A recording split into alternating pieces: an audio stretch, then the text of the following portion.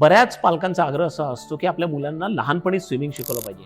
त्यातल्या 0.01% पेरेंट्सना असं वाटतं की त्यांनी स्विमिंग हे करिअर म्हणून घ्यावं, ऑलिम्पिकमध्ये मेडल कमवावं. पण बऱ्याच जणांना असं वाटतं की स्विमिंग हे कौशल्य यायला पाहिजे, कारण चुकून भविष्यामध्ये कधी पाण्याशी संपर्क आला, संघर्ष करावा लागला, समुद्रातनं जावं लागलं, कुठली कॅलॅमिटी आली तर आपल्याला स्विमिंग यायला पाहिजे, बरोबर?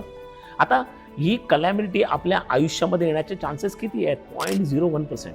तरीसुद्धा आपण मुलांमध्ये हे कौशल्य तयार करण्याचा प्रयत्न करू. पण आता उद्योजकता किंवा फायनान्शियल लिटरसी या स्किल्सकडे बघा, हे आपण मुलांना शिकवत नाही. आता मुलांना जॉब मिळण्याचं, डिग्री मिळाल्यानंतर जॉब मिळण्याचं पर्सेंटेज किती आहे? फक्त 42%. त्यातही मनासारखा जॉब मिळण्याचा पर्सेंटेज किती आहे? फक्त 8%. 65% जॉब्स आजचे आहेत जे 2030-35 पर्यंत राहतील असं वाटत नाही. आणि साधारणपणे 55% जॉब जे 2035 मध्ये असतील ते आत्ता आपल्याला आहेत की नाही ते माहीत नाही.